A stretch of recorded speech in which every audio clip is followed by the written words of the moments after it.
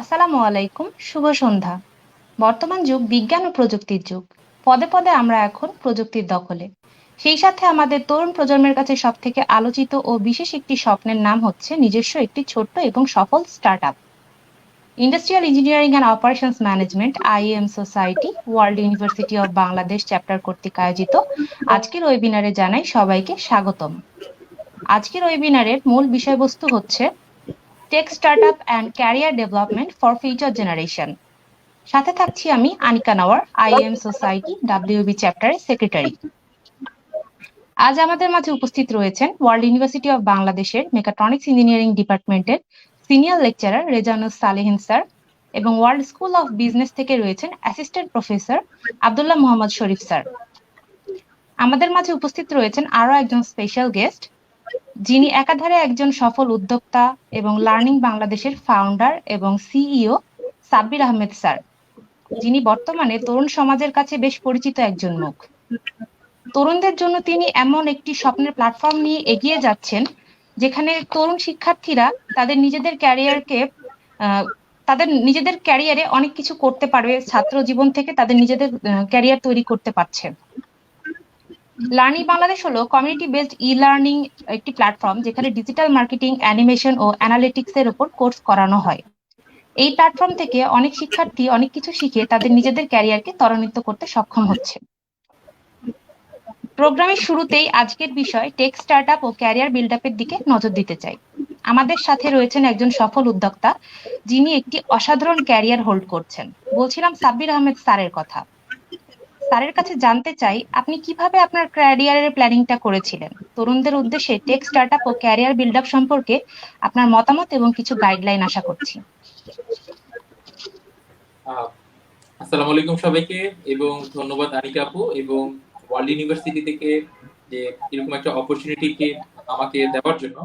আমি really lucky যে আজকে এই সেশনে উপস্থিত হয়ে আপনাদেরকে আমার ক্যারিয়ার এক্সপিরিয়েন্স শেয়ার করতে পারবো। প্লাস যেহেতু এটা স্টার্টআপ নিয়ে একটা ওয়েবিনার হচ্ছে, আমি আমার যে স্টার্টআপের যে জার্নিটা আছে, আমার নিজের স্টার্টআপ হোক কিংবা আমার পাঠাওতেও আমি হচ্ছে বছর খানিকের মতো ছিলাম। সেখান থেকে ওখানকার ফরেন ইনভেস্টররা আমাদের এখানে ইনভেস্ট করেছে। প্লাস যে স্টার্টআপ বলতে কি বুঝায় কিংবা এসএমই বলতে কি বুঝি, কিংবা একজন তরুণ শিক্ষা অবস্থা মানে ফ্রেশাররাও যে আসলে উদ্যোক্তা হতে পারে, সেটাও আমি আসলে আজকের এই সেশনে হয়তো প্রশ্নের বিপরীতে হচ্ছে আমি আনসার শেয়ার করব। তো আমার ক্যারিয়ারটা আসলে যেটা আপু জিজ্ঞাসা করলেন যে কিভাবে শুরু হয়েছিল, প্ল্যানিংটা কিভাবে করেছিলাম, টু বি অনেস্ট যে আমি কখনোই কিন্তু মানে খুব বেশি একাডেমিক ফোকাস হচ্ছে ওরিয়েন্টেড পারসন ছিলাম না, যে কারণে আমার রেজাল্টটা আসলে অতটা মানে মানে চৌকস না। হ্যাঁ, তো আমার বরাবরই আমার হচ্ছে আগ্রহ ছিল অ্যানিমেশনে কিংবা মানে অ্যানালিটিক্স এর উপর। তো কিন্তু পড়াশোনা হয়েছিল আর কি মানে মার্কেটিং এর উপর। তো বিডি জবস দিয়ে আমার আসলে জার্নিটা শুরু হয় 2013 সালে। আমাদের যে ভার্সিটির ক্যাম্পাস ক্যারিয়ার ফেস্টিভ্যালেই থেকে হচ্ছে আমার সেখানে জার্নিটা শুরু হয়। আমি অ্যাপ্লাই করেছিলাম। বিডি জবস হচ্ছে ফর দ্য ফার্স্ট টাইম তাদের প্রতিষ্ঠানের জন্য 3 থেকে 4 জনকে নিয়োগ দেয় ডিফারেন্ট ইউনিভার্সিটি হচ্ছে ক্যাম্পাস ক্যারিয়ার ফেস্টিভ্যাল করে। তো ওখানে আমার আসলে সুযোগ হয়ে যায় যে আমার এই যে ডিজিটাল মার্কেটিং কিংবা অ্যানালিটিক্স এর উপর কাজ করার কিংবা শেখার। তো বিডি জবসে আমি ছিলাম 2 বছর, 2013 থেকে 15 পর্যন্ত। এবং ওই সময়টাতে আসলে বাংলাদেশের যদি দেখি কিংবা পুরো ওয়ার্ল্ডের দিকে যদি আমরা তাকাই, ডিজিটাল মার্কেটিংটা একেবারেই তখন নতুন কনসেপ্ট ছিল। ফেসবুক হচ্ছে পেজের ব্যাপার স্যাপারগুলো নিয়ে আসছে, গ্রুপগুলো অ্যাক্টিভেট করে দিয়েছে, এবং অ্যাডের যে বিষয়টা ছিল সেটা একেবারেই আসলে সবার জন্যই নতুন। তো সেখান থেকে আসলে আমি 2 বছর এক্সপেরিয়েন্সের পরে আমি জয়েন করি রিফ সিস্টেমস নামে একটা মাল্টিন্যাশনাল কোম্পানিতে। এটা একটা টেলকোর মতো কাজ করে, পুরো ওয়ার্ল্ড ওয়াইড হচ্ছে তাদের সলিউশন প্রোভাইড করে থাকে। তো সেখানেও আমি হচ্ছে আমার আহ, যে মার্কেটিং এর যে এক্সপিরিয়েন্স আছে ডেটা ড্রিভেন, সেটা হচ্ছে এনশিওর করার চেষ্টা করি। এবং এর পাশাপাশি অ্যানিমেশনের বিষয়টাকে আমি দেখি, যেহেতু আমার অ্যানিমেশনে ক্যারিয়ার করার ইচ্ছা ছিল, তখন থেকে আসলে শিপমেন্টটা শুরু হয়ে যায়। এবং এরপরে আমি আসলে পাঠাওতে জয়েন করি, সেখানেও আমি 2 বছর ছিলাম। এরপরে পাঠাওতে জয়েন করি, পাঠাও থেকে নক করা হয় আসলে আমাকে যে আমি ইন্টারেস্টেড কিনা। তো লিঙ্কডইনের মাধ্যমে আমাকে নক করা হয়, তারপর আমি ওদের সাথে 2-3টা মিটিং এর পরে মনে হয় যে না আচ্ছা ঠিক আছে, আমি স্টার্টআপে জয়েন করতে পারি। এবং তখন কিন্তু আসলে বাংলাদেশে স্টার্টআপের যে নাম কিংবা হচ্ছে স্টার্টআপ যে ওয়ার্ডটা আছে, সেটাও কিন্তু অতটা পরিচিত না। এটা আমি 2017-র কথা বলছি। তো এরপরে জয়েন করার সময় আসলে ইনফ্যাক্ট আমার কলিগ কিংবা অনেকেই বলছিল যে এরকম একটা মাল্টিন্যাশনাল কোম্পানি থেকে আমি একটা লোকাল কোম্পানিতে যাচ্ছি, যেটা নাম আসলে কেউ এর আগে শুনে নাই, কিংবা এটা আদৌ স্যালারি ঠিকভাবে দিবে কিনা। কিন্তু আমি আসলে আমার ডিটারমাইন ছিলাম যে না, যাই। আমার কাছে খুব ভালো লেগেছে টিমটা এবং ওনাদের ভিশনটা খুব ভালো লেগেছিল। তো সেখানেও বছরখানেক থাকার পর আমি আমার নিজের যে বিজনেস অ্যানিমেশনের অ্যানিমেশন স্টুডিও এন্ডিং সিন দেই 2017-র শেষের দিকে, মানে 2018 থেকে 21 পর্যন্ত আমাদের এটা এখনো চলছে। এবং ওখানে পাঠাওয়েরই যে লিড ইনভেস্টররা ছিল, ফরেন ইনভেস্টররা ছিল, তারা ইনভেস্ট করেছে এবং পরবর্তীতে ওখান থেকে আমরা একটা ফ্রিল্যান্স মার্কেট প্লেস দিই কাজকি.কম নামে, সেখানেও ইনভেস্ট করেছিল। এবং এরপর আসলে গত এই প্যান্ডেমিকের সময় আমার যে লার্নিং বাংলাদেশ নামে যে ই লার্নিং প্ল্যাটফর্মটা আছে, সেটার যাত্রাটা আমরা শুরু করি। এবং এখানে এখন এই মুহূর্তে 15,000-এর বেশি লার্নার আছে বাংলাদেশের 500টা জায়গা থেকে। এবং প্রতিদিন 50 থেকে 100 আওয়ার্স আমাদের কোর্স দেখছেন এবং নিজেদের স্কিল ডেভেলপ করতেছেন। এবং এই যে তরুণরা আছেন কিংবা সিনিয়র পার্সনরা আছেন, তারা কিন্তু নিজেদের বিজনেস সেট আপ করছেন, ফ্রিল্যান্সিং ক্যারিয়ার করতেছেন। ইনফ্যাক্ট আমাদের যে টিমটা আছে লার্নিং বাংলাদেশের, সবাই কিন্তু ফ্রেশার, মানে একদম আন্ডার গ্রেডের নিচে। এবং তারা কিন্তু ডিফারেন্ট ডিফারেন্ট ইউনিভার্সিটিতে আছে, লিড দিচ্ছে, সবকিছু করছে। তো এই ছিল এখন পর্যন্ত আমার জার্নি। আই হোপ আমি কিছুটা কভার আপ করতে পেরেছি।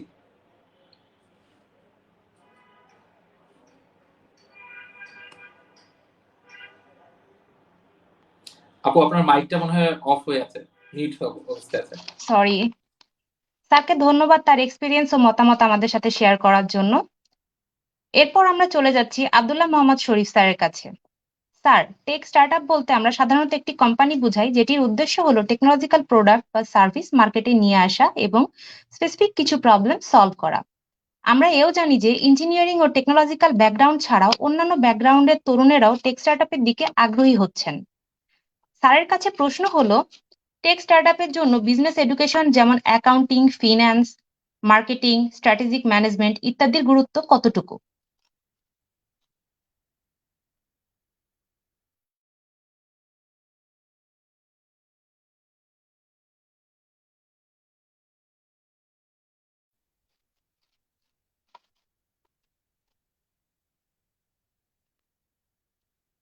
আব্দুল্লাহ মোহাম্মদ শরীফ স্যার সম্ভবত নেটওয়ার্কের কোনো সমস্যা ফেস করতেছেন। আমরা চলে যাচ্ছি আমাদের পরবর্তী অতিথির কাছে। এবার আমরা যাচ্ছি রেজানুস সালেহিন স্যারের কাছে। স্যার, আমরা জানি যে বর্তমানে বিশ্ববিদ্যালয়গুলো প্রাতিষ্ঠানিক শিক্ষার পাশাপাশি জীবন ও কর্মমুখী শিক্ষার জন্য একটি বিশেষ প্ল্যাটফর্ম। স্যারের কাছে জানতে চাইবো, ভবিষ্যতে একজন সফল উদ্যোক্তা হিসেবে তরুণদের গড়ে তুলতে বিশ্ববিদ্যালয়ের ভূমিকা কি হতে পারে?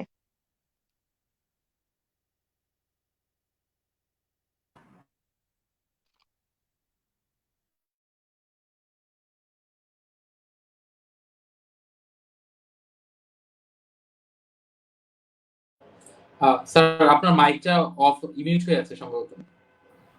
Sorry sorry for the interruption. আসসালামু আলাইকুম।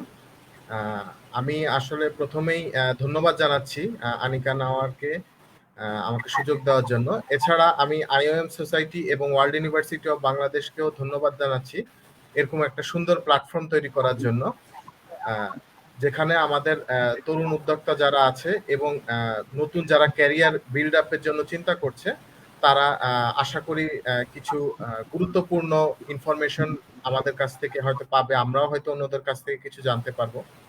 তো আমি চলে যাচ্ছি আমাকে যে বিষয় আসলে আমাকে জানতে চাওয়া হয়েছে, যে উচ্চশিক্ষায় ইউনিভার্সিটির ভূমিকা।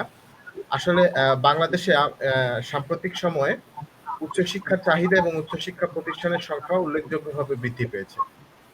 কিন্তু আমাদের যেইভাবে উচ্চশিক্ষার চাহিদা এবং প্রতিষ্ঠান বৃদ্ধি পেয়েছে, সেই হিসাবে আমরা বৈশ্বিক চাকরির বাজারে বৈচিত্র্যটাকে মোকাবেলা করতে পারছি না। আমার কাছে মনে হয়েছে যে বিশ্ববিদ্যালয়গুলি যদি উদ্ভাবন এবং উদ্যোক্তা কার্যক্রমের উপর ভিত্তি করে একটি গুরুত্বপূর্ণ ভূমিকা পালন করতে পারে, সেক্ষেত্রে আমাদের তরুণরা ভবিষ্যতে তাদের ক্যারিয়ারের ব্যাপারে আরেকটু উৎসাহী হবে এবং তাদের জন্য একটা যুগান্তকারী সুবিধা প্রোভাইড করতে পারবে। আমাদের উচ্চশিক্ষা প্রতিষ্ঠানগুলি শর্ত, সুবিধা এবং প্রতিভা প্রদান করে তাদের যুগান্তকারী ধারণাগুলিকে উত্থানে উৎসাহিত করবে। অনেকের কাছে নতুন ধারণার বিকাশকে সমর্থন করার জন্য সিস্টেম রয়েছে যাতে তাদের ব্যবহারিক ব্যবহার হয়। তারা চুক্তির প্রবাহ বজায় রাখতে একটি গুরুত্বপূর্ণ ভূমিকা পালন করে, যা আমাদের ক্যাপিটাল বিনিয়োগে সুযোগ দেয় এবং এর ফলে আমাদের উদ্যোক্তার উদ্যোগ বৃদ্ধিকে গতিশীল করবে। পূর্বে আমাদের ইউনিভার্সিটির এডুকেশন সিস্টেমগুলি আসলে এমন ছিল যে তারা আমাদের গ্র্যাজুয়েটদেরকে প্রিপেয়ার করতো for careers defined by others.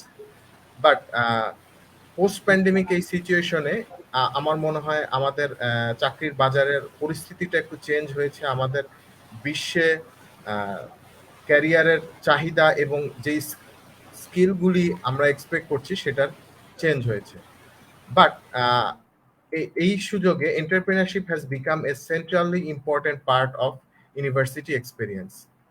এবং এই পোস্ট প্যান্ডেমিক সিচুয়েশনে স্টুডেন্টদের ইন্টারেস্টও বেড়েছে এই এন্টারপ্রেনারশিপের ব্যাপারে। তো আমরা যেটা অ্যাজ এ ইউনিভার্সিটি লেকচারার আমি যেটা বলতে চাচ্ছি যে বর্তমানে যেহেতু স্টুডেন্টদের ক্যারিয়ার বিল্ড আপের ক্ষেত্রে এন্টারপ্রেনারশিপ এর চাহিদাটা বেড়েছে, সেক্ষেত্রে আমরা এই ব্যাপারে কিছু ভূমিকা রাখতে পারি। কারণ ইউনিভার্সিটি একটা স্টুডেন্টের ক্যারিয়ার গাইডেন্স প্রোভাইডের ক্ষেত্রে অপরিসীম ভূমিকা রাখে এবং এখন চাকরির বাজারে যে স্কিলটা এবং হচ্ছে অন্যান্য নলেজের যেই কম্বিনেশনটা আমরা দেখি, তাতে এই এন্টারপ্রেনারশিপটা আমাদের মতো একটা ডেভেলপিং কান্ট্রিতে সোসাইটির জন্য এবং একজন ইন্ডিভিজুয়ালের ক্যারিয়ার বিল্ড আপের ক্ষেত্রে খুব গুরুত্বপূর্ণ ভূমিকা পালন করবে। এবং সেই সমস্ত কথা মাথায় রেখেই বর্তমানে আমরা আসলে চেষ্টা করছি যে আমাদের কারিকুলামগুলিকে একটু ডেভেলপ করার জন্য এবং এই উদ্দেশ্যে ইউনিভার্সিটি গ্র্যান্ট কমিশনার এবং আমাদের যে ইউনিভার্সিটিগুলি আছে বোথ পাবলিক অ্যান্ড প্রাইভেট, তারা চাচ্ছি যে আমাদের ক্যারিয়ার কোর্স কারিকুলামকে একটু ডেভেলপ করার জন্য। এবং সেই ক্ষেত্রে আমরা যেটা করেছি যে বর্তমানে আমরা ওবি সিস্টেমে, দ্যাট মিনস হচ্ছে আউটকাম বেসড এডুকেশনের দিকে ঝুঁকে পড়ছি। কারণ আমরা চাকরির বাজারে যেটা পূর্বে লক্ষ্য করেছি যে আমাদের স্টুডেন্টরা হয়তো এডুকেটেড বাট তাদের ঠিক মতো স্কিলগুলি ডেভেলপ করতে পারেনি, যেটা আমাদের এই টেকনিক্যাল লাইনে খুব ইম্পর্টেন্ট। তো আউটকাম বেসড এডুকেশনের ক্ষেত্রে দেখা গিয়েছে যে আমরা আমাদের প্রোগ্রামগুলিকে বিভিন্ন আউটকামে কোন কোর্স এবং প্রোগ্রাম এবং ইউনিভার্সিটি প্রত্যেককেই কিছু আউটকাম সেট করেছি যে after graduating from this program or completing graduation from this university, what are the outcomes we will achieve? তো সেই ক্ষেত্রে আমি যেহেতু বর্তমানে course outcome based education course কারিকুলামে নিয়ে কাজ করছি, আমাদের বর্তমান বাজারের চাহিদার উপর ডিপেন্ড করে যে আউটকামগুলি আমরা সেট করেছি, যেটা ইউজিসি গাইডলাইন আমাদেরকে প্রোভাইড করা হয়েছে এবং আমরা জানি যে ইঞ্জিনিয়ারিং ইনস্টিটিউট বাংলাদেশ থেকে যে গাইডলাইন আমাদের দেওয়া হয়েছে, আমরা চেষ্টা করেছি যে স্কিল এবং নলেজের একটা সামঞ্জস্য বজায় রাখতে, যাতে আমাদের স্টুডেন্টরা তাদের ক্যারিয়ারে গিয়ে নিজেদের যে উদ্দেশ্য এবং যে প্রতিভাটা আছে এটা ইউটিলাইজ করতে পারে for themselves and for the country both. So আমি আসলে এখানে চাচ্ছিলাম যে আমরা যে আউটকামসগুলি চাচ্ছি আমাদের প্রত্যেকটা গ্র্যাজুয়েটিং কোর্সগুলিতে তার কিছুটা শেয়ার করতে। এই আউটকামসগুলির ক্ষেত্রে আমরা engineering knowledge, problem analysis and design and development এগুলো আমরা যোগ করেছি। এছাড়া একজন স্টুডেন্ট বা ক্যারিয়ার অ্যাম্বিশাস বা কেউ যদি কিছু একটা করতে চাচ্ছে নতুন কিছু উদ্যোগে, তাকে ইনভেস্টিগেট করতে হয় যে এই ব্যাপারটা আমাদের কিছু মার্কেট অ্যানালাইসিস করতে হয় এবং সেইটা করলে সেটার অ্যাপ্লিকেশনটা কোথায় থাকবে, সেই জিনিসগুলি আমরা এখানে অ্যাড করার চেষ্টা করেছি। এছাড়া আমরা চেষ্টা করছি যে স্টুডেন্টদেরকে যে মডার্ন টুলসগুলি আছে বর্তমানে যেই টুলসগুলি ইউজ করা হয় সেগুলোর সাথে পরিচিত করে দেওয়ার, যাতে এই টুলসগুলি আমরা ইউটিলাইজ করতে পারি ফর ক্যারিয়ার পার্সপেক্টিভ। এছাড়া আমরা যেটাতে গুরুত্ব দিচ্ছি যে বিভিন্ন ইঞ্জিনিয়ারিং সোসাইটিতে ওদের অ্যাডিশনাল ইনভলভমেন্টটাকে আমরা একটু গুরুত্ব দিচ্ছি, কারণ এই ইঞ্জিনিয়ারিং সোসাইটিগুলির সাথে যুক্ত হয়েই তারা তাদের স্কিলগুলিকে ইমপ্রুভ করতে পারবে বলে আমি মনে করছি। এছাড়া ইথিক্যাল ইস্যুটা আছে, আমাদের ইথিক্যাল ইস্যুটা অ্যাকচুয়ালি আগেও ছিল, বাট বর্তমানে এটার খুব অভাব দেখতে পাচ্ছি। তো আমি মনে করি যে ইউনিভার্সিটি কারিকুলামে এটার একটা কন্ট্রিবিউশন থাকা উচিত যে প্রত্যেকটা কোর্স এবং কনটেন্ট যা আছে তা স্টুডেন্টদেরকে মোটিভেট করবে যে তারা যাতে তাদের ইথিক্স অনুযায়ী কাজ করে, এবং স্টুডেন্টদেরকে আমরা চেষ্টা করব যাতে ইন্ডিভিজুয়াল এবং টিম ওয়ার্ক বোথ কেসে তারা সফল হতে পারে। এছাড়া বর্তমান যুগটা হচ্ছে কমিউনিকেশনের যুগ। এখানে যদি আমরা আমাদের কমিউনিকেশন স্কিলগুলিকে ডেভেলপ করতে না পারি, সেক্ষেত্রে দেখা গেছে যে স্টুডেন্টরা তাদের আইডিয়াগুলি শেয়ার করতে পারবে না এবং বিভিন্ন জায়গায় তারা এই জিনিসগুলিকে প্রমোট করতে পারবে না। তো এই বিষয়গুলিকে মাথায় রেখেই আমরা আসলে চেষ্টা করছি যে বর্তমানে mechatronics engineering department world university থেকে আমাদের প্রোগ্রাম কারিকুলামটাকে নতুনভাবে সাজানোর জন্য। এগুলা আমরা এ কারণে নিয়ে আসছি যে প্রিভিয়াসলি আমাদের যে সমস্ত অ্যালুমনাই এবং গ্র্যাজুয়েটরা চাকরির বাজারে গিয়েছে, দেখা গিয়েছে যে তাদের মতামতের উপর ভিত্তি করে যে চাকরির বাজারে তারা আসলে কি ফেস করছে, এটা আমরা মাথায় রেখেই এইভাবে এটা ডেভেলপ করার চেষ্টা করছি। তো এগুলি ছাড়াও আমি যেটা ভাবছি যে আমরা ফিউচারে যে কাজগুলি করতে পারি, যেটা হয়তো কিছু কিছু আমরা অলরেডি করছি, বাট হ্যাঁ, এটার ইনোভেশন গুলি আমরা যদি একটা চেঞ্জ আনতে চাই একটা সোসাইটিতে বা একটা এডুকেশনাল সিস্টেমে, সেক্ষেত্রে আমাদেরকে এটার প্রতি আরো কাজ করতে হবে এবং নতুন নতুন যে বিষয়গুলি আছে এটা যুক্ত করতে হবে। সেই যে কথা মাথায় রেখেই বলছি যে আমরা যদি আমাদের গতানুগতিক যে পড়ানোর স্টাইল বা যে ইন্টারেক্টিভ সেশনগুলি আমরা স্টুডেন্টদের সাথে করি, একটা ইউনিভার্সিটি যদি এই ইন্টারেক্টিভ সেশনগুলিকে মোর রিয়েল লাইফ বিজনেস সিচুয়েশনের সাথে কম্পেয়ার করা হয়, সেক্ষেত্রে স্টুডেন্টদের একটা ক্যাপাবিলিটি থাকবে যে তারা আরো ডিপলি চিন্তা করবে এবং রিয়েল লাইফ প্রবলেমগুলি নিয়ে তারা চেষ্টা করবে যে ওগুলা নিয়ে যাতে তারা কাজ করতে পারে এবং ওইটা নিয়ে তাদের চিন্তা করতে হবে। আমরা ইউনিভার্সিটিতে আসলে একটা স্টুডেন্টকে আইডিয়া ক্রিয়েট করার, ইভলভ করার অপরচুনিটিটা তাকে দিতে হবে। কারণ একটা স্টুডেন্ট হয়তো সে খুব ভালো সিজিপিএ, যেটা সাব্বির সাহেব একটু আগে বলছিলেন যে খুব ভালো সিজিপিএ হয়তো করবে না, পাবে না, বাট তার একটা সাইডে তো অবশ্যই ইন্টারেস্ট থাকবে। সে কোন সাইডে ইন্টারেস্টটা গ্রো করছে তাকে সেই জায়গায় ইনভলভ করতে হবে ইন অ্যাকর্ডেন্স উইথ তার স্কিল। কারণ আমি যদি একটা স্টুডেন্টকে তার স্কিল অনুযায়ী পাথ শো করতে না পারি, তাহলে সে তার ক্যারিয়ারে কার্যকরী ভূমিকা রাখতে পারবে না। এছাড়াও আমরা যেটা করতে পারি যে স্টুডেন্টদেরকে সোশ্যাল এন্টারপ্রেনারশিপ কন্টেস্ট গুলিতে অপরচুনিটি ক্রিয়েট করে দিতে পারি। এই অপরচুনিটিগুলি সেখানে তাদেরকে অন্যান্য অপরচুনিটিস গুলি, অন্যান্য আইডিয়াগুলি শেয়ার করবে এবং সেখানে যদি তারা কোনো অ্যাচিভমেন্ট সাস্টেইন করতে পারে, সেক্ষেত্রে সেটা তাদেরকে ভবিষ্যতে আরো কাজ করার ব্যাপারে উৎসাহী করবে। এছাড়া আমাদের ইউনিভার্সিটিগুলি যদি আমরা বিভিন্ন বিজনেস অর্গানাইজেশনের সাথে পার্টনারশিপে কাজ করা যায়, যেটা চর্চাটা আসলে আমাদের দেশে আছে, কিন্তু বেশিরভাগ ক্ষেত্রে এটা বড় বড় পাবলিক ইউনিভার্সিটিগুলির ক্ষেত্রে আছে। এই জিনিসগুলি যদি আমরা আরেকটু এক্সপ্যান্ড করতে পারি, সেই ক্ষেত্রে আমাদের স্টুডেন্টরা এই সমস্ত ক্যারিয়ার ওরিয়েন্টেড বিষয়গুলিতে, মানে প্র্যাকটিক্যাল কেসে, প্র্যাকটিক্যাল নলেজের সাথে, প্রবলেমগুলির সাথে তারা ইনভলভ হবে। এছাড়া আমরা ইউনিভার্সিটি থেকে একজন টিচারের আন্ডারে কনসালটেন্সি প্রোভাইড করতে পারি, যেটাতে স্টুডেন্টরা ইনভলভ থাকবে।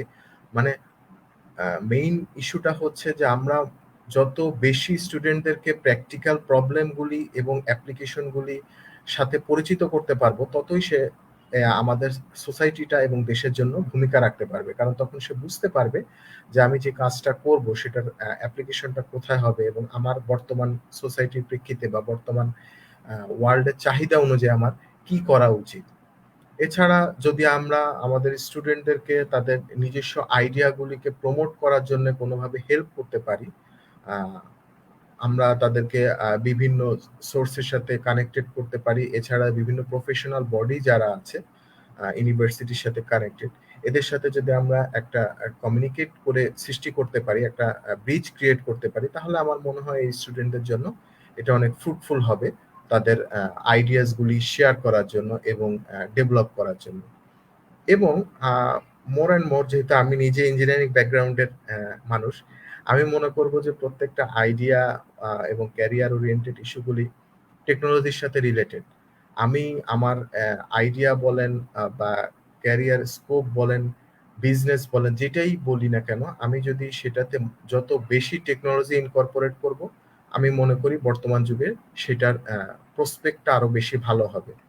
তো আশা করি কিছু ইম্পর্টেন্ট ইস্যু আমার ধারণা অনুযায়ী আপনাদের সাথে আমি শেয়ার করতে পেরেছি।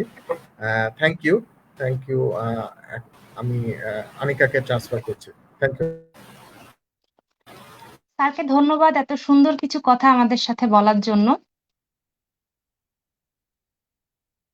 পরবর্তীতে আমরা আরো একবার চলে যাচ্ছি আব্দুল্লাহ মোহাম্মদ শরীফ স্যারের কাছে। স্যার, টেক স্টার্টআপ বলতে আমরা সাধারণত একটি কোম্পানি বোঝাই, যেটির উদ্দেশ্য হলো টেকনোলজিক্যাল প্রোডাক্ট বা সার্ভিস মার্কেটে নিয়ে আসা এবং স্পেসিফিক কিছু প্রবলেম সলভ করা। আমরা এও জানি যে ইঞ্জিনিয়ারিং ও টেকনোলজিক্যাল ব্যাকগ্রাউন্ড ছাড়াও অন্যান্য ব্যাকগ্রাউন্ডের তরুণেরাও টেক স্টার্টআপের দিকে আগ্রহী হচ্ছেন। স্যারের কাছে আমার প্রশ্ন হচ্ছে টেক স্টার্টআপের জন্য বিজনেস এডুকেশন যেমন accounting, finance, marketing, strategic management ইত্যাদির গুরুত্ব কতটুকু?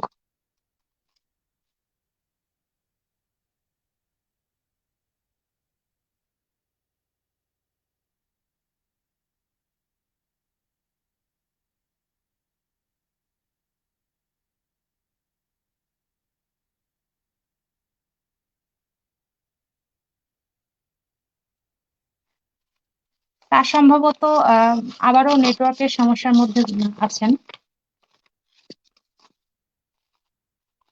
পরবর্তীতে আমরা আবারও চলে যাচ্ছি সাব্বির স্যারের কাছে। স্যার, আমরা জানি যে বিভিন্ন টেক জায়ান্ট কোম্পানিগুলো যেমন গুগল, অ্যাপল, মাইক্রোসফট, আমাজন ইত্যাদি ছোট ছোট স্টার্টআপ থেকে আজকের এই বিশাল অবস্থানে এসে পৌঁছেছে।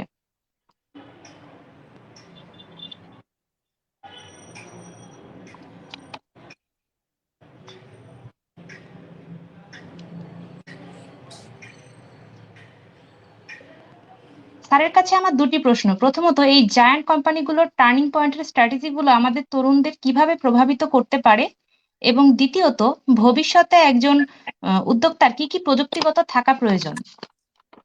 আচ্ছা, থ্যাংক ইউ আনিকা আপু এত সুন্দর একটা কোশ্চেন করার জন্য।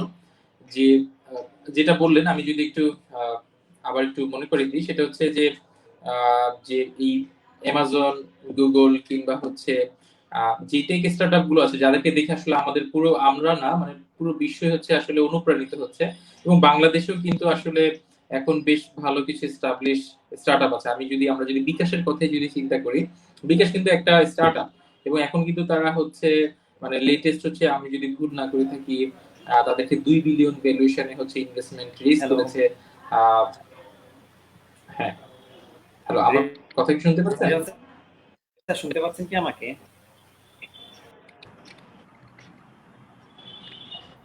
সাব্বির সাহেব, আপনাকে শুনতে পাচ্ছি। জি, আপনাকে শুনতে পাচ্ছি। আচ্ছা, আমার মনে হয় স্যারের ওখানে সমস্যা হচ্ছে। কেন আমি কি কন্টিনিউ করব? হ্যাঁ, শিওর, জি জি আপনি জি স্যার, কন্টিনিউ করুন। অবশ্যই। তো বেসিক্যালি আসলে আমি যেটা বলতে চাচ্ছি যে এখন পুরো ওয়ার্ল্ড কিন্তু হচ্ছে আমাদের হাতের মুঠোয়, এবং এখন কিন্তু আসলে আগের মতো আর টেকনোলজিক্যাল সেই ব্যারিয়ারটা নেই যে নিউ ইয়র্কে একটা মানে নতুন একটা ইনোভেশন হয়েছে, সেটা বাংলাদেশে আসতে অনেক সময় চলে যাবে। যেটা আসলে আজ থেকে 15 বছর আগের কথাও যদি আমি বলি, বেশি না, মানে 2000 সালের পরেও কিন্তু আসলে একটা গ্যাপ থেকে গিয়েছিল। ইন্টারনেট কানেকশন বলেন কিংবা স্মার্টফোনের ল্যাকিংস বলেন, এখন কিন্তু সেই জিনিসটা নেই। এখন হচ্ছে টেকনোলজি এত ফাস্ট হয়ে গিয়েছে, ইন্টারনেট এতটাই হচ্ছে সহজলভ্য হয়েছে যে যে কেউ চাইলেই কিন্তু উইদিন হচ্ছে মিনিটের মধ্যে হচ্ছে সে একটা কিছু নতুন কিছু শিখতে পারতেছে, ওয়ার্ল্ডের অপর প্রান্তে কি হচ্ছে সেই জিনিসগুলো জানতে পারতেছে। এবং শুধু তাই না, সে নিজেও যদি একটা কোনো স্টার্ট আপ করতে চায়, কোনো একটা উদ্যোগ নিতে চায় যেটা আসলে স্কেলেবল মডেল আছে, সে কিন্তু করতে পারবে। মানে এখন গুগলের যে আমরা ডকের কথা যদি বলি, আমরা সিম্পলি ডকের কথা যদি শেয়ার করি, সে কোলাবোরেটলি কাজ করতে পারতেছে এট এ টাইম হচ্ছে সবার সাথে। তার যে অন্যান্য উদ্যোক্তারা আছে, তারা এট এ টাইম হচ্ছে একটা প্রজেকশন করে ফেলতে পারবে। এক্সেল শিটে যেটা আগে আমরা ছিল, সেটাও কিন্তু গুগল শিটে চলে আসছে। কেউ যদি হচ্ছে একটা মানে স্কেলেবল একটা ওয়েবসাইট কিংবা ওয়েব প্ল্যাটফর্ম করতে চায়, সে কিন্তু ওয়ার্ডপ্রেস এর মাধ্যমে একটা স্কেলেবল সলিউশন নিয়ে আসতে পারবে, একটা প্ল্যাটফর্ম বানিয়ে ফেলতে পারবে, মার্কেট প্লেস হচ্ছে ওপেন করে ফেলতে পারবে। এবং without having any coding knowledge এটা কিন্তু তার পক্ষে করা সম্ভব।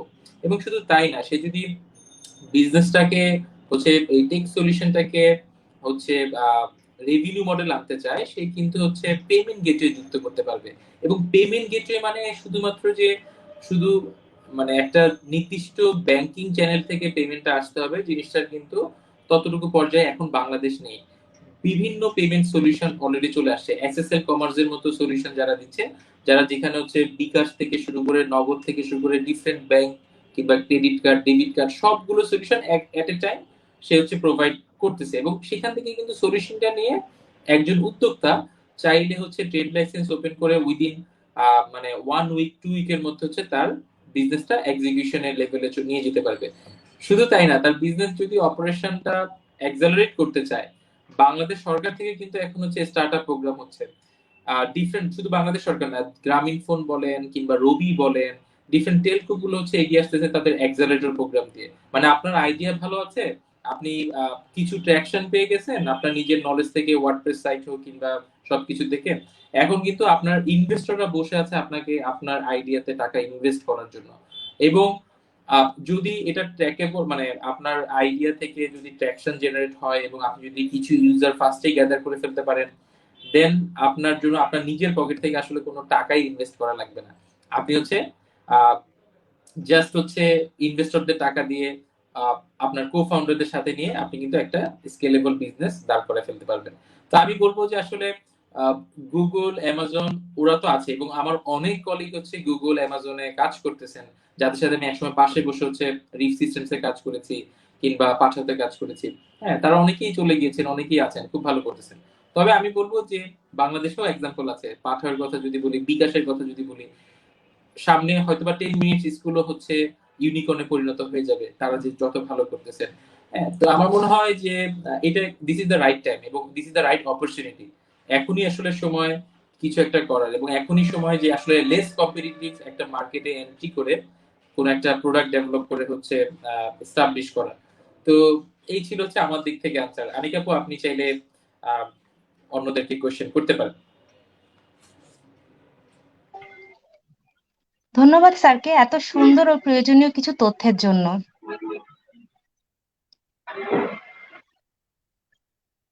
আমি আবারও আমার পুরনো প্রশ্ন নিয়ে শরীফ স্যারের কাছে ফিরে আসতে চাই। শরীফ স্যার, আপনি কি আছেন?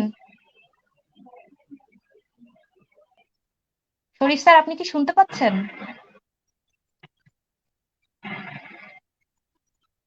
জি, আছি আছি। স্যারের কাছে আমি আবারও আমার পুরনো প্রশ্ন নিয়ে আরো একবার ফেরত জি, আসছি। আমি কেন শুনতে পাচ্ছি। জি স্যার, টেক স্টার্টআপ বলতে আমরা সাধারণত একটি কোম্পানি বুঝাই যেটির উদ্দেশ্য হলো টেকনোলজিক্যাল প্রোডাক্ট বা সার্ভিস মার্কেটে জি, নিয়ে আনিকা, আমি আসা শুনতে এবং পাচ্ছি। আপনারা পাচ্ছেন কিনা আমি বুঝতে পারছি না। আমি এক্সট্রিমলি সরি আমার নেটওয়ার্ক কানেকশনের জন্য। স্যার আমিও শুনতে পাচ্ছি বাট আপনি স্যার, বোধহয় আপনি কিছু কোশ্চেন করেছিলেন, আমি আসলে ঠিক শুনতে পাইনি। একটু রিপিট করবেন জি প্লিজ। স্যার, জি স্যার, আমি আরো একবার কোশ্চেনটা করছি। টেক স্টার্টআপ বলতে আমরা সাধারণত একটি কোম্পানি বুঝাই যেটির আচ্ছা উদ্দেশ্য আনিকা, আপনি হলো বোধহয় জিজ্ঞাসা টেকনোলজিক্যাল। করেছিলেন টেক স্টার্টআপ যারা করতে চাইছে তাদের আসলে বিজনেসের কিছু নলেজ থাকার প্রয়োজন কিনা। জি স্যার।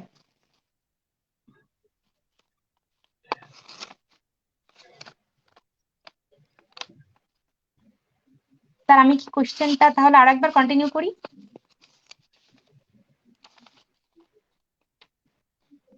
জি। স্যার, ইঞ্জিনিয়ারিং ব্যাকগ্রাউন্ড ছাড়াও অন্যান্য ব্যাকগ্রাউন্ড, ইঞ্জিনিয়ারিং এবং টেকনোলজিক্যাল ব্যাকগ্রাউন্ড ছাড়াও অন্যান্য ব্যাকগ্রাউন্ডের তরুণরাও এখন টেক স্টার্টআপের দিকে আগ্রহী হচ্ছেন। তো স্যার, আমাদের যেটা কোশ্চেন ছিল সেটা হলো টেক স্টার্টআপের জন্য business education, accounting, finance, marketing, strategic management ইত্যাদির গুরুত্ব কতটুকু?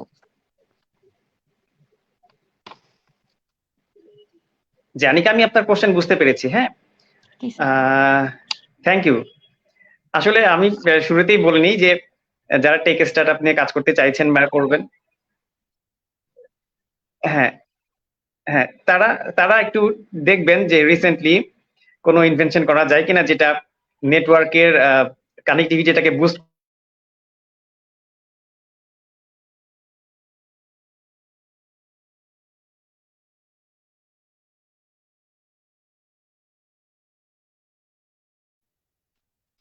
স্যার, আপনার নেটওয়ার্কের সমস্যা হলে আপনি ক্যামেরা অফ করেও অ্যান্সার দিতে পারেন।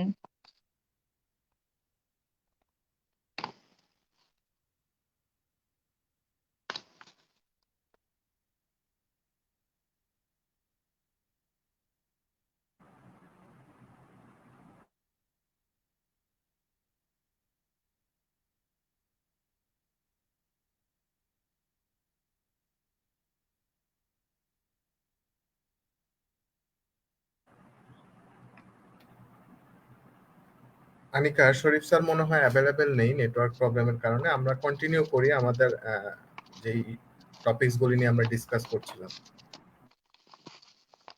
জি স্যার।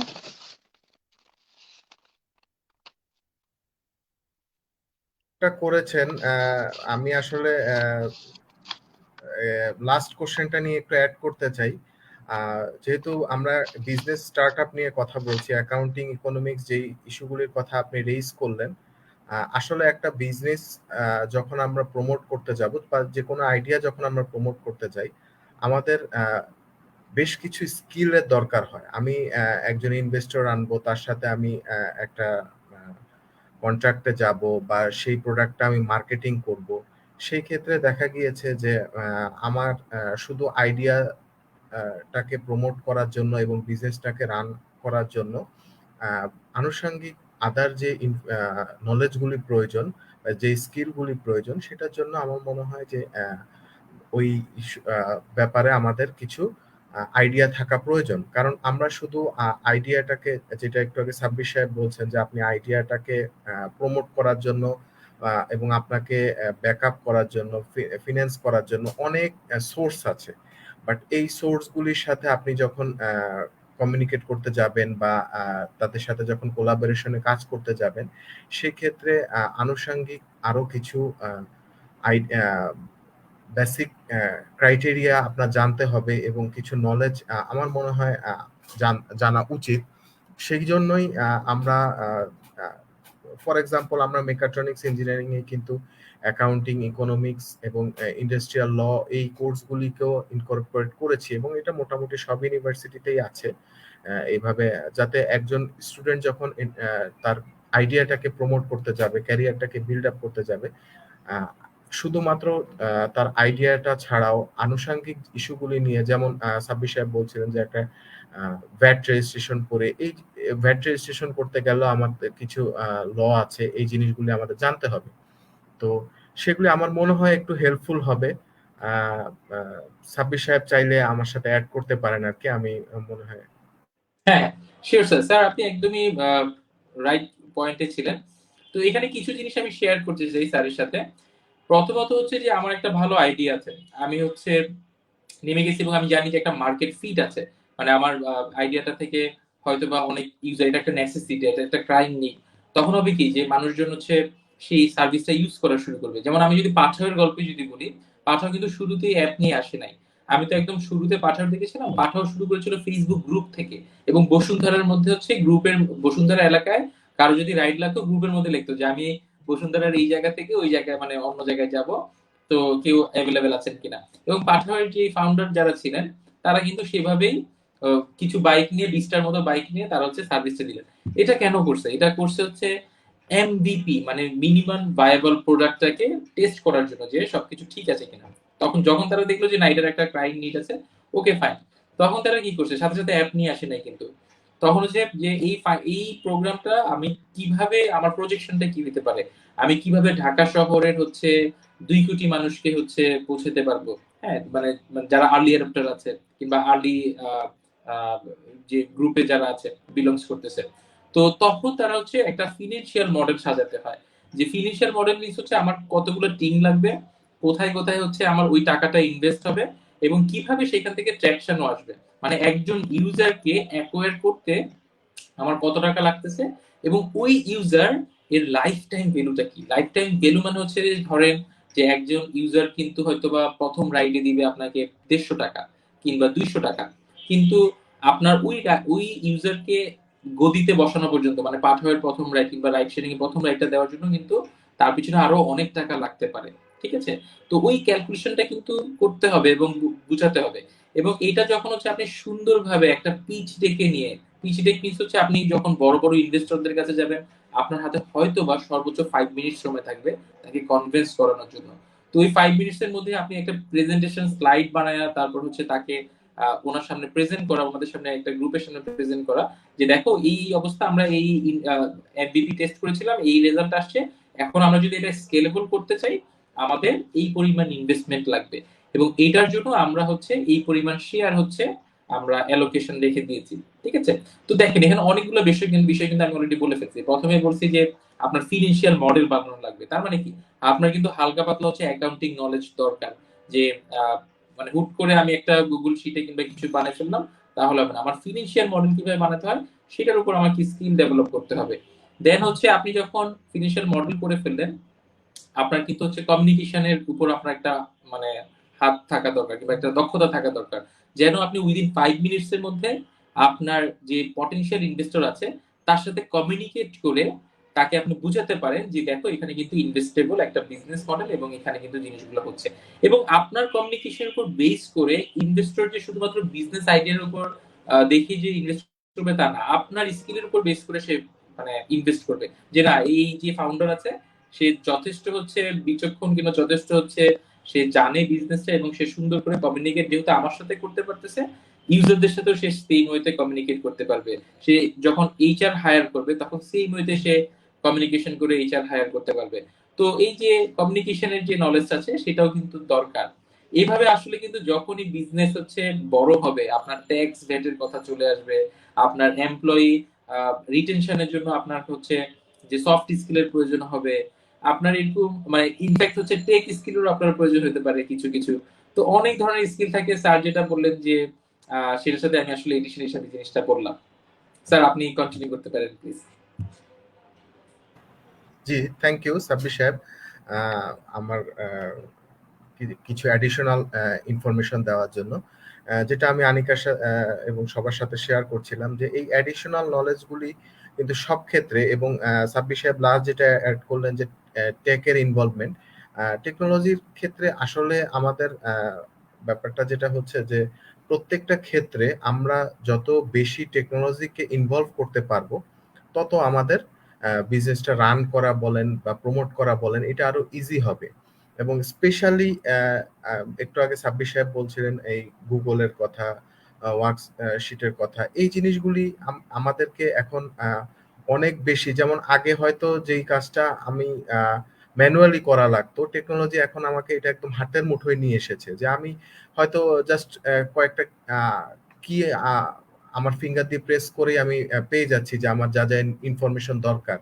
এবং এই কমিউনিকেশনের কথা যেটা সাব্বির সাহেব বললেন যে আমি একটা আইডিয়া প্রমোট করতে চাচ্ছি, সেটা ইনভেস্টরদের কাছে হোক বা আমার যে ইউজাররা আছে বোথ সাইডে, সেই ক্ষেত্রে তাদেরকে রিচ করার জন্য এই যে ফেসবুকের কথাই বলি, ফেসবুকের কথা এবং বিভিন্ন আর লিঙ্কডইনের কথা, এই সমস্ত প্ল্যাটফর্ম আমাদেরকে একটা অপরচুনিটি প্রোভাইড করেছে নিজেকে পুরো বিশ্বের কাছে রিপ্রেজেন্ট করার জন্য। তো আমি আরেকটা জিনিসের প্রতি একটু হাইলাইট করতে চাই। সাব্বির সাহেব যেটা বললেন যে আমি যখন ইনভেস্টরকে আমার আইডিয়াটা শেয়ার করব তখন আমাকে অ্যাডিশনাল আরো কিছু ইনফরমেশন এবং মার্কেট স্ট্র্যাটেজি অ্যানালাইসিস করে তাকে দিতে হবে। তো এই বিষয়গুলি আসলে আমাদের জন্য খুব গুরুত্বপূর্ণ, কারণ আমি হয়তো একটা আইডিয়া নিয়ে এসেছি, ফর এক্সাম্পল আমি বাংলাদেশের জন্য কোনো একটা আইডিয়া নিয়ে এসেছি, বাট বাংলাদেশ যেহেতু এখনো ডেভেলপিং কান্ট্রি, আমাদের দেশে দেখা গেছে যে খুব বেশি এক্সপেন্সিভ কোনো আইডিয়াই পাঠাওয়ার কথাই ধরেন, এখানে পাঠাওয়ার ব্যাপারটা যদি আমরা এখানে কস্টটা 100-150 টাকা না হয় যদি 500-1000 টাকা হতো, তাহলে সেটা কিন্তু বাংলাদেশের ক্ষেত্রে খুব বেশি অ্যাপ্লিকেবল, বাংলাদেশের ক্ষেত্রে না, কোনো ক্ষেত্রে এটা অ্যাপ্লিকেবল হতো না। তো এই জিনিসগুলি যে একটা সামঞ্জস্যের ব্যাপার আছে, এই আইডিয়াগুলি আমাদের থাকতে হবে যারা এইভাবে এন্টারপ্রেনারশিপ ক্রিয়েট করতে চাচ্ছেন, কারণ এই আইডিয়াগুলি আপনাকে হেল্প করবে যে আপনি যে প্রোডাক্টটা বা যে আইডিয়াটা শেয়ার করছেন সেটা আপনি যেই ফিল্ডে অ্যাপ্লাই করবেন সেই ফিল্ডে এটা ম্যাচ করবে কিনা। Anika, thank you. ধন্যবাদ রেজানুস তালিহিন স্যার এবং সাব্বির স্যারকে এত সুন্দর সুন্দর এবং প্রয়োজনীয় কিছু তথ্য দানের জন্য। এ পর্যায়ে আমরা আরো একবার চলে যাচ্ছি শরীফ স্যারের কাছে। স্যার আপনি কি আছেন?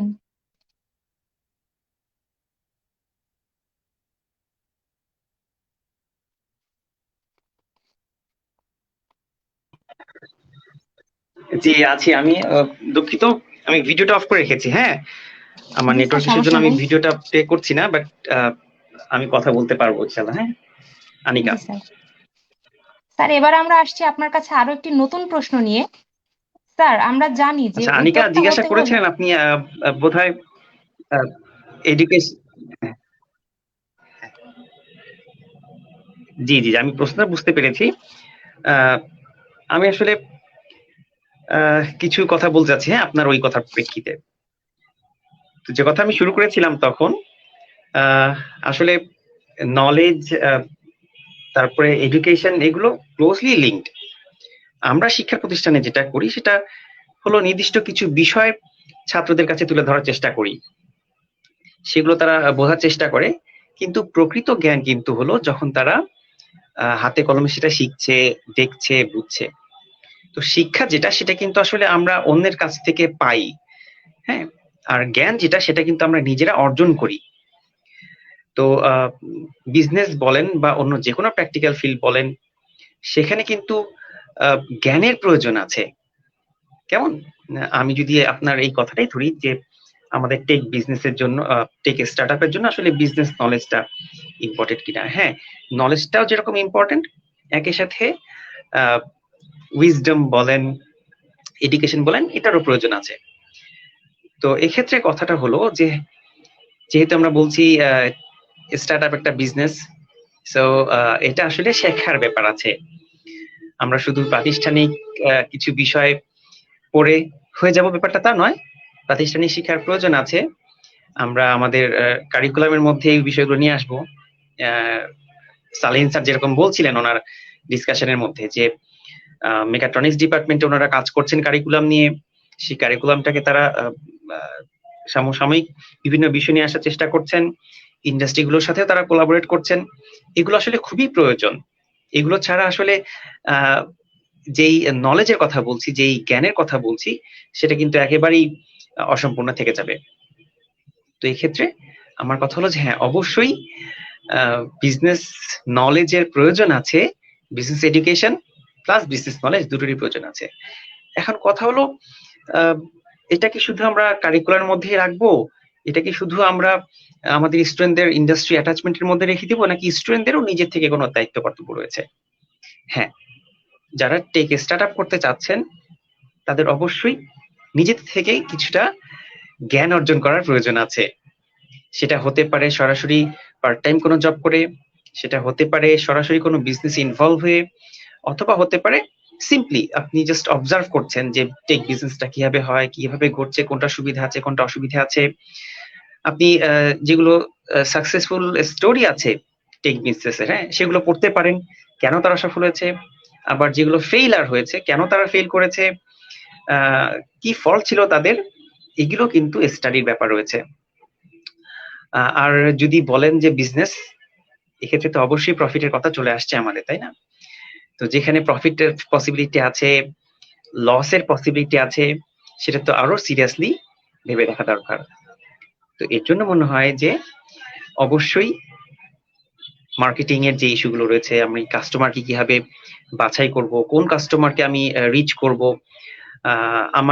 আমি কোথায় যাব, আমি আসলে কি হতে চাই, নিজেকে কিভাবে দেখতে চাই, আমার কি করা উচিত, আমি আসলে কোন প্রাইসে আমার কাস্টমারদেরকে অফার করব, কিভাবে আমি কাস্টমারদেরকে ধরে রাখবো, আমার ক্যাপিটাল বা ফিনান্স কোথেকে আসবে, এই ইস্যুগুলো কিন্তু একেবারেই বার্নিং কোশ্চেন। সো এডুকেশন যদি নাও থাকে, তাহলেও এই বিষয়গুলো সম্পর্কে কিন্তু প্র্যাকটিক্যাল নলেজ যারা বিজনেস করতে চাইছেন, সেটা টেক বিজনেস হলে তো অবশ্যই প্রয়োজন আছে। হ্যাঁ, এবং অন্যান্য বিজনেসের ক্ষেত্রে একই কথাই প্রযোজ্য। সো আমার মনে হয় এক কথায় যদি আমি আমার কথাটাকে বলতে চাই, তাহলে বলবো এডুকেশনাল ইনস্টিটিউশন গুলোর যেরকম রেসপন্সিবিলিটি রয়েছে যে তাদের টেকনোলজি বেস যে কোর্সগুলো রয়েছে সেখানে বিজনেসের কোর্সগুলো ইন্ট্রোডিউস করা। সেটা হতে পারে ইন্ট্রোডাকশন টু বিজনেস কোর্স, অথবা জাস্ট এন্টারপ্রেনারশিপ ডেভেলপমেন্ট। এটাও একটা ভালো কোর্স যেখানে আমরা আসলে অনেক কিছু শেখাই। হ্যাঁ, একটা উদ্যোক্তা হতে হলে কি কি গুণ থাকা প্রয়োজন, কি কাজ করতে হবে, এবং একই সাথে যখন আমরা কোন একটা প্রপোজাল রেডি করি, হ্যাঁ, কোন একটা স্টার্টআপের জন্য আমি কি করতে চাইছি, কেন করছি, কিভাবে করব, এসব কিছু একটা প্রপোজালও রেডি করতে হয় অনেক সময়। সো সেগুলো আমরা আমাদের ওই কোর্সটাতে শেখাই। তো এগুলো যেরকম ইমপ্রুভ করার প্রয়োজন আছে আমাদের শিক্ষার কারিকুলামের ক্ষেত্রে, একই সাথে যারা টেক বিজনেস করতে চায় তাদের নিজেদেরও দায়িত্ব রয়েছে যে এই বিষয়গুলো সম্পর্কে প্র্যাকটিক্যাল জ্ঞান অর্জন করে তারপরে টেক বিজনেসটা শুরু করা। আদারওয়াইজ আসলে বিজনেসটা কিন্তু সাকসেস হবে না। আনিকা। ধন্যবাদ স্যারকে তার গুরুত্বপূর্ণ মতামত এবং এত সুন্দর সুন্দর কিছু তথ্যের জন্য। এ পর্যায়ে আমরা আবারও ফিরে আসছি সাব্বির আহমেদ স্যারের কাছে। স্যার, বিখ্যাত ম্যাগাজিন ফর্বসের 2014 তথ্য মতে পুরো বিশ্বে বাংলাদেশ হলো একটি ক্যাপিটালিস্ট হ্যাভেন, যেটি বিদেশি বিনিয়োগের ক্ষেত্রে প্রযোজ্য। এই তথ্যটি বাংলাদেশি উদ্যোক্তাদের ক্ষেত্রে কতটুকু সত্য? আচ্ছা, থ্যাংক ইউ আনিকা আপু কোশ্চেনটি করার জন্য। আসলে আমি নিজে কাছ থেকে আসলে পাঠাওয়ের ইনভেস্টমেন্ট রেস কিংবা সবকিছু দেখেছি। ইনফ্যাক্ট পাঠাওয়ের ফরেন ইনভেস্টররা হচ্ছে আমাদের দুটা বিজনেসে হচ্ছে ইনভেস্ট আর্লি স্টেজে করেছিল। আমাদের অ্যাডমিশন স্টুডিও প্লাস হচ্ছে ফ্রিল্যান্স মার্কেট প্লেস যেটা আছে সেখানে করা হয়েছিল। তো সেখান থেকে আমি বলবো যে বিদেশি বিনিয়োগরা আসলে টাকা নিয়ে বসে আছে আসলে এই মুহূর্তে। অনেক যে মানে স্টার্টআপ যে হাব গুলো আছে, কমিউনিটি যেগুলো আছে, ইনভেস্টমেন্ট রেজের যে পজিশন গুলো আছে সেগুলো বসে আছে। জাস্ট তারা ভালো ভালো আইডিয়া চাচ্ছে যে আমাদের বাংলাদেশের যে তরুণরা আছে তারা যেন ভালো ভালো আইডিয়া সাস মডেলের বিজনেস মডেল নিয়ে যেন চলে আসে এবং ভালোভাবে কমিউনিকেট করে যেন তাদের সাথে রিচ করতে পারে। ঠিক আছে? তো আহ, এখন কিন্তু আসলে আপনি যদি দেখেন যে মানে এটা কেন হেভেন বলতেছে, কারণ আপনি মানে উন্নত বিশ্বের যত দেশ আছে সেগুলোর ম্যাক্সিমাম প্রবলেম কিন্তু অলরেডি সলভ। হ্যাঁ, এবং বাংলাদেশের যে ডেন্সিটিটা আছে, যে একটা 1 কিলোমিটার জায়গার মধ্যে যতজন মানুষ বাস করতেছে, এই যানজট বলেন কিংবা এই ফুড পান্ডার মতো সার্ভিসের রিলেটেড যে অপরচুনিটি গুলো বলেন কিংবা চাল ডালের মতো যে অপরচুনিটি গুলো বলেন কিংবা ই লার্নিং এর যে সলিউশনটা বলেন, সব ক্ষেত্রে কিন্তু বাংলাদেশ, ভিয়েতনাম কিংবা এই টাইপের এই মানে থার্ড ওয়ার্ল্ডের যে কান্ট্রি গুলো আছে কিংবা ডেভেলপিং কান্ট্রি গুলো যেগুলো আছে সেটা কিন্তু আসলে মানে অপরচুনিটি ইনভেস্টরদের জন্য। কারণ এখন তারা যদি ইনভেস্ট করে, আমরা যদি একটা গাছের কথা চিন্তা করি, যে ধরেন যে কোন একটা গাছ রোপণ করা হচ্ছে, হ্যাঁ, তো ওই গাছটা তো আগামী 10-20 বছর হচ্ছে বড় হবে, অনেক কিছু হবে। সেই গাছ রোপণের পর্যাপ্ত জায়গা বাংলাদেশের মতো কান্ট্রি গুলোতে আছে। এবং বাংলাদেশ হচ্ছে হ্যাভেন, কারণ হচ্ছে বাংলাদেশের এখন যে বয়স গোল্ডেন এজ চলতেছে, যে ম্যাক্সিমাম মেজরিটি পপুলেশনের বয়স হচ্ছে ধরেন 20 থেকে 40-এর মধ্যে। এই 20 থেকে 40-এর মধ্যে যে তরুণরা আছে তাদের পিছনে যদি ইনভেস্ট করা হয়, তারা যে পরিমাণ হচ্ছে আসলে রিটার্ন দিবে সেটা আনবিলিভেবল, এবং হচ্ছেও তাই। তো আমি বলবো যে আসলে আমাদের আগের কথাটাই আমি আসলে রিপিট করতেছি, যে আপনারা যারা এখনো তরুণ আছেন, যারা আসলে চিন্তা করতেছেন যে না আমাকে চাকরি পেতে হবে, আমাকে হচ্ছে যে কোথাও একটা মাল্টিনেশনালে জয়েন করতে হবে, হ্যাঁ, চাকরি অবশ্যই করতে পারেন, মাল্টিনেশনাল জয়েন করতে পারেন, তবে এট দ্য সেম টাইম আপনারা স্টার্ট আপ দেওয়ার কথা চিন্তা করতে পারেন। যে হ্যাঁ, আমি 2 বছর 3 বছর জব করব, জাস্ট হচ্ছে আমার নলেজ গ্যাদারের জন্য, আমি লিডারশিপ স্কিল ডেভেলপের জন্য করব। কিন্তু আমার আলটিমেট গোল হওয়া উচিত যে আমার একটা প্রতিষ্ঠান থাকবে যেটা গুগল কিংবা অ্যামাজনের মতো কিংবা ওয়ার্ল্ড ওয়াইড হচ্ছে, যেটার হচ্ছে নাম মানুষ জানবে এবং বাংলাদেশ থেকে জানছেও। কিন্তু আমরা অনেকেই হয়তোবা শুধু মানে পাঠাওকে দেখি কিংবা শপআপকে দেখি কিংবা বিকাশকে দেখি, কিন্তু বাংলাদেশের এমন অনেক প্রতিষ্ঠান আছে যারা কিনা টেক কোম্পানি, যারা কিনা হচ্ছে ওয়ার্ডপ্রেস এর জন্য প্লাগইন বানাচ্ছে। হ্যাঁ, এবং যেই প্লাগইনটা মানে মিলিয়ন মিলিয়ন পিপল হচ্ছে পুরো ওয়ার্ল্ড ওয়াইড থেকে হচ্ছে ইউজ করতেছে। যেমন দোকান প্লাগইনের কথা যদি বলি, দোকান লেখে যদি আপনারা সার্চ করেন গুগলে, শুধু এটা আমরা সার্চ করতেছি তা না, দোকান হচ্ছে একটা এমন একটা প্লাগইন যেটা মনে হয় কয়েক মিলিয়ন মানুষ হচ্ছে টাকা দিয়ে সাবস্ক্রাইব করছে, এবং এটা নাম্বার 1 প্লাগইন এলিমেন্টরে ওয়ার্ডপ্রেস এর জন্য। তো এটা নিয়ে কিন্তু কোথাও কোনো আলোচনা হয় না, কোথাও কোনো নাই, কারণ তারা গোপনে কাজ করতেছে, একদম গোপনে বলতে হচ্ছে মানে প্রচার বিমুখ ভাবে কাজ করতেছেন। তো আপনারাও যদি এগিয়ে আসেন, এরকম টেক স্টার্টআপ যদি দেন, মানে হাজার হাজার ইনভেস্টররা ওয়েট করতেছে আপনাদেরকে ইনভেস্ট করার জন্য, হাজার হাজার কোম্পানি ওয়েট করতেছে আপনাদের উপর ইনভেস্ট করার জন্য, এবং এটা হচ্ছে বাংলাদেশের জন্য একটা এখন বিশাল বড় অপরচুনিটি। আনিকা আপু, আই হোপ যে আমার আপনার আনসারটা বা কোশ্চেনের আনসারটা দিতে পেরেছি কিছুটা হলো। ধন্যবাদ স্যারকে তার মূল্যবান মতামতের জন্য। আমরা আমাদের অনুষ্ঠানের একেবারে শেষ প্রান্তে চলে এসেছি। এখন আমি আমাদের অতিথিদের সমাপনী বক্তব্য প্রদানের জন্য অনুরোধ করছি।